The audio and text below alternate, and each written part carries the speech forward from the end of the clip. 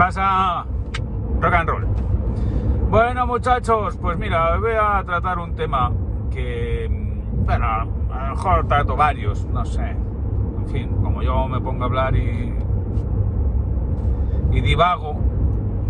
Pero el otro día me hizo un comentario un espectador de estos vídeos sobre, bueno, que es que el problema de lo del cambio climático, las restricciones, es en realidad que no va a haber petróleo para todos. Es decir, que no hay recursos, combustibles fósiles para toda la humanidad en el futuro, y entonces claro que eso es lo que justifica las restricciones, el que vayamos a dejar de consumir, el que no los coches tengan que ser eléctricos y tal. Y claro, yo le pregunté si tenía algún dato fiable sobre esta teoría, que tiene muchos adeptos. Tiene muchos adeptos bueno, pues primero porque es el mantra de los medios de comunicación, y después porque hay, digamos, teóricos que vaticinan el petrocalipsis. Y es que todas las doctrinas apocalípticas han tenido siempre muchísimo éxito, ya desde la Edad Media. En el año 1000 el mundo se va a hundir, y en el año 2000 íbamos a tener el efecto 2000, que nos iba a devolver a la edad de piedra, porque todos los aparatos electrónicos se iban a volver locos. Y ahora tenemos el desastre climático, y siempre estamos en tiempo de descuento. Y sin embargo no dejamos de ir hacia adelante hasta que de repente llega un fenómeno inesperado, y eso sí que nos revienta, ¿no? Por ejemplo, cuando los dinosaurios estaban señoreándose en la Tierra y eran los animales más evolucionados y los más guay, los más perfectos, ¡pum!, cayó un meteorito hace 65 millones de años y los extinguió a todos. A eso pasó. Los dinosaurios no se lo esperaban, cayó del cielo. Tampoco las personas que han muerto o que lo han perdido todo en Turquía y Siria, en sitios que yo conozco bien. De hecho, mi libro La emoción del nómada, que es uno de mis mejores libros, pasa por esa zona, por Antaquia, que era la antigua Antioquía de los romanos, y por Alepo. O sea, yo viajé por toda esa zona, esa parte del sur de Turquía, que está muy cerca de la frontera con Siria, y después pues lo que es Siria. Es un país que me encantaba. Para mí Siria fue una enorme sorpresa, un país de gente muy honrada, muy amable, un país que era muy seguro, y donde en Damasco encontrabas el barrio cristiano con las mujeres en minifalda y se podía beber alcohol tranquilamente. Los cristianos estaban protegidos, bueno, siguen protegidos en Damasco, porque en Damasco es como si no hubiera habido guerra. Pero el problema que tienen ahora el régimen de Al-Assad, que es el que ha ganado la guerra y no se le ha podido derrotar, es que no puede recibir la ayuda internacional y auxiliar a su población, cuando ya carece sentido, porque Al-Assad, con el apoyo de los rusos, pues se ha quedado en el poder y mantiene el control de la mayor parte de Siria. Entonces, pues bueno, esto es triste, porque de repente llega una conmoción de estas, un terremoto inesperado, y claro, las casas se hunden por la forma que tienen de construir allí. No son casas muy buenas, ¿no? Pero luego aparte tampoco tienen unas medidas antisísmicas, porque es una zona donde grandes terremotos se dan cada 500 años, no es una zona con gran actividad sísmica. Pero esto es lo que pasa, lo que quiere decir que esto no depende del ser humano. Lo que depende del ser humano es que hemos construido ciudades y las hemos llenado de gente, y entonces son altamente pobladas, hay una gran densidad de gente, y claro, si se hunden los edificios, pues esas personas mueren por millares, que es lo que pasa así. Es como si una ciudad del tamaño de Segovia hubiera sido exterminada. Es que ha muerto tal cantidad de gente que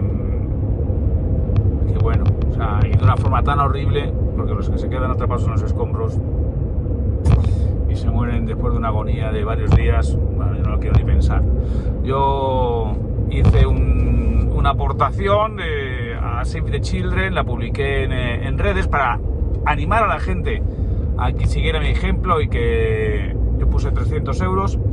Entonces no es que eso vaya a cambiar la vida de nadie, pero si tú pones 300, si tú pones 100, si tú pones 50, si nos vamos multiplicando, porque está muy bien ponerse lacitos, hashtags y demás, pero lo que importa es hacer algo real. Entonces yo pagué 300 euros y lo publiqué para animar a la gente, y luego siempre hay los que a mí me tocan más los huevos, que son los que no hacen nada y lo critican todo, ¿no? Bien porque te critiquen que lo publicitas, en este caso no lo hizo nadie, pero cuando lo publiqué, que yo había aportado también, en ese momento aporté 500 euros para el pueblo ucraniano, a la Cruz Roja de Ucrania, en los primeros momentos del conflicto, porque claro, Ucrania en ese momento no contaba con la solidaridad de nadie, y les estaban bombardeando la propia ciudad. O sea, en el primer momento, pues entonces, aquí a la Cruz Roja. Entonces, se dan dos clases de miserables, ¿no? Porque estos con todas las letras son miserables, ¿no? Por una parte, los que critican, esto no se tendría que enterar nadie, ¿no? No se tiene que enterar nadie. Vamos a ver, yo soy una persona bastante conocida, soy pública, y creo que mi ejemplo ayuda a que alguien más se sienta llamado. Y si yo consigo, como conseguí ahora mismo otro socio, inmediatamente después aportó 200, pues entre los dos ya habíamos aportado 500. Si yo no digo decir nada, pues a lo mejor no aporta nada, ¿no? Entonces, el hecho de que tú... Porque es una cosa que más me toca los huevos que lo de las rutas solidarias. Las rutas solidarias son simplemente para hacerte publicidad utilizando una causa. No hay ruta solidaria. Eso de la ruta solidaria, no hay ruta solidaria. Ruta solidaria es tú pones pasta, haces algo real. No intentas recaudar pasta para una asociación haciéndote publicidad. No. Tú coges tu dinero y ¡pum! Pones ahí el dinero. Entonces tú pones el dinero y entonces ya tenemos una auténtica ruta solidaria. No me voy a hacer publicidad aprovechando una causa solidaria. Como una vez cuando yo terminé la vuelta al mundo, pues no sé quién me dijo de hacer esto de las rutas solidarias y tal. Dije que por aquí. O sea, que yo no estaba para hacerme publicidad con esto. Pero otra cosa es que tú cojas tu pasta y la pongas, y entonces digas, que yo he puesto pasta, poned vosotros también. Esto es así. ¿Por qué? Porque funciona como un ejemplo.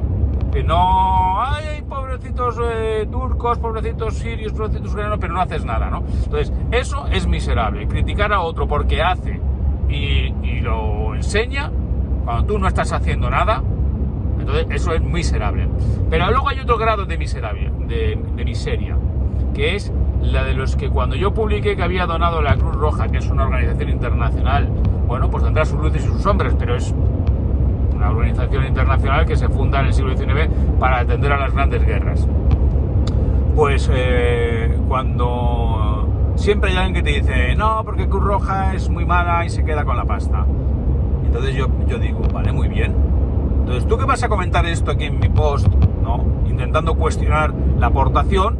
Ponme tú tu foto o tu prueba de que has aportado una cantidad a otra organización que sea más solvente, más fiable, más seria, más honrada, para que nosotros sepamos a dónde tenemos que aportar, ¿no? No, pero esto de yo estoy en mi casa tocándome los huevos, no doy un puto duro, no hago absolutamente nada, pero estoy en redes sociales criticando lo que hacen los demás, utilizando cualquier excusa, como que Save the Children es una organización que no es de fiar, eso es miseria moral. Entonces, esta es gentuza como esta, bloqueo inmediatamente, porque, o sea, hay que ser hijo de puta, así. Primero, si tú ves un gesto altruista, si no tienes nada si no vas a aportar, cállate la puta boca, Como otro decía, no, es que yo no puedo aportar porque no llego a fin de mes, que los den los políticos. Cállate la puta boca. A mí qué cojones me importa. Tienes un iPhone, tienes un teléfono, tienes internet para decir chorradas. Tan mal no estarás. Comparado como están con los sirios y los turcos allí muriendo bajo los escombros. Entonces cállate la puta boca, coño. ¿Que te molesta que otro tío ponga y lo diga? Pues te jodes y te callas. Pero no vas a intentar cuestionar esas aportaciones, porque al final lo único que demuestran es lo miserable que eres. Porque eso es lo que yo pienso. Yo no pienso que Save the Children o Cruz Roja sea una organización ladrona que se vaya... Si conoces una organización mejor, pues aporta tú y me dices, mira, aquí están mis 300 pavos a esta organización de puta madre. Entonces pues yo diré, ¡ole tus huevos, tío! La próxima vez aportaré a esa organización que tú también conoces, que es cojonuda. Pero que tú me digas a mí que es que Save the Children o Cruz Roja son ladrones, mientras tú te quedas en tu casa sentado sobre tus huevos sin hacer nada por mejorar el mundo, anda y que te den por el culo, imbécil. Bueno, este era el pequeño desahogo, porque es que este tipo de comportamiento en redes sociales es tan lamentable y se ve tanto. Pero en fin, bueno, pues es lo que estaba diciendo. Pero a lo que iba, que os quería hablar del tema de las reservas que tenemos en el mundo, ¿no? Podremos mantener nuestro sistema de consumo de combustibles fósiles. Lo más curioso es que actualmente hay constatadas reservas que, si se ejecutan los planes de reducción de consumo de combustibles fósiles, se van a quedar siempre sin explotar.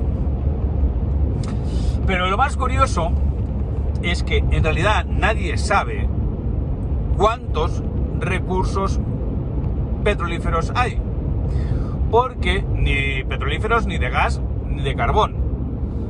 Solamente hay estimaciones, pero lo que se ha llegado a un cierto consenso entre los investigadores de estas cuestiones es que hay que distinguir entre lo que son recursos y reservas. ¿No? Las reserves, que lo dicen en anglosajón, reserves and resources. Y es muy importante la diferencia, porque no es lo mismo para nada. Una cosa son las reservas de petróleo, las reservas de carbón o de gas natural que pueda tener el planeta o un país en concreto, y otra cosa son los recursos petrolíferos o los recursos de gas o carbón que puedan tener. Y no tiene nada que ver una cosa con la otra, aunque os parezca raro, pero yo voy a intentar explicároslo para que entendáis por qué, si vosotros vais y buscáis la información en inglés sobre el incremento de las reservas o los recursos, os vais a encontrar con una cuestión paradójica, y es que, por ejemplo, en los últimos años, en el año 2021, se han incrementado a nivel global las reservas de petróleo. Entonces tú dirías, oiga, ¿cómo puede ser que las reservas de petróleo estén creciendo cuando se supone que nos estamos quedando sin petróleo? Y otra cuestión paradójica fue que durante la fase dura de la pandemia en el año 2020, que había mucha menor demanda de petróleo, las reservas de petróleo, en vez de subir, descendieron. Es decir, vamos a ver, reservas estarán las mismas, pero si consumimos más petróleo, es decir, si yo tengo una reserva de pasta en mi bolsillo y resulta que en vez de gastar 500 euros al mes en salidas a cenar, gasto 200, pues tendré más reservas. Pues no, lo que tienes es menos reservas. Sin embargo, lo que podrás tener son más recursos que no los conocemos, porque no sabemos exactamente cuántos recursos almacena la Tierra. Hay estimaciones. Pero yo os voy a explicar por qué. Porque no es lo mismo reserva que recurso. Reserva de cualquier, digamos, materia prima, reserva de petróleo, reserva de gasoil, de gas natural, reserva de carbón, es la cantidad de petróleo o de esta materia prima que tú puedes obtener de forma rentable. Es decir, utilizando la tecnología de la que dispones, los yacimientos de los que tienes noticia y al precio en que resulta rentable su explotación. Porque si tú sabes que en el núcleo de la Tierra, a 5.000 kilómetros de distancia, existe una reserva existe una acumulación de hierro, efectivamente sí, ahí hay hierro por un tubo en el núcleo de la Tierra, pero no puedo extraerlo porque no dispongo de la tecnología y desde luego, aunque dispusiera de la tecnología, penetrar hasta el núcleo de la Tierra para extraerlo saldría carísimo, con lo cual no es rentable sacar ese hierro. No lo puedo considerar una de mis reservas porque no puedo acceder a él, o aunque pueda acceder a él, no me sale rentable sacarlo. Entonces, ¿qué ocurre?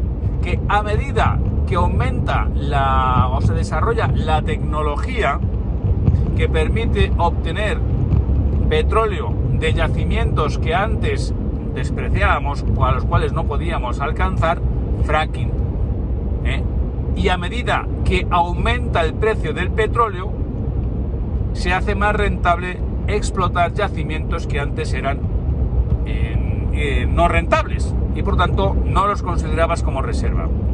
¿Qué ocurre? Que cuando baja el precio del petróleo como consecuencia de la menor demanda, que es lo que sucedió durante la pandemia, que si os acordáis había barcos petrolíferos en la bahía de San Francisco que no tenían dónde desembarcarlo porque no les cabía ya, pues entonces, como se hace menos rentable la extracción de petróleo en condiciones más difíciles, o sea, bien a mayor profundidad o bien en yacimientos que requieren una mayor tecnología como el fracking, pero más cara, pues entonces dejan de contabilizarse como reservas.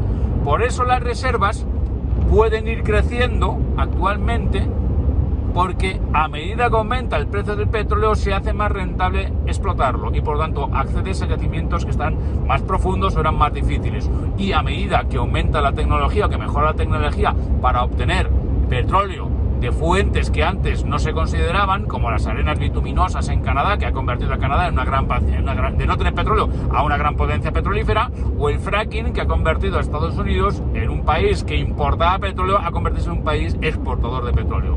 Por eso aumentan las reservas. ¿Qué pasa con los recursos? Los recursos no son las reservas. Los recursos son todo depósito de combustibles fósiles, de petróleo, de carbón, de gas, que pueda tener la Tierra dentro y a lo cual no hemos llegado todavía o no sabemos dónde están. Entonces, estimaciones de, por ejemplo, el carbón. Habría carbón para miles de años. Es posible que haya carbón para miles de años. Entonces, no se sabe, pero desde luego las estimaciones que hay tanto de gas natural como de carbón, como de nacimientos sobre los recursos que ahora mismo conocemos y los que podríamos conocer si hiciéramos más prospecciones, pues son estimaciones, pero no son en absoluto las de que se va a acabar dentro de 100 años. Porque además se va produciendo una menor demanda de carbón, una menor demanda de petróleo como consecuencia de la mejora en cuanto a la eficiencia de la tecnología. Es decir, como consecuencia de la pandemia, pues se redujo la demanda de petróleo. Pues circunstancias así pueden afectar necesariamente la demanda de petróleo. Si tú consigues hacer que los coches sean mucho más eficientes, pues se dará menos petróleo. En fin, esto no quiere decir que tengamos petróleo indefinidamente. No, yo no estoy diciendo eso. Yo lo que estoy diciendo es que estas previsiones apocalípticas no se justifican.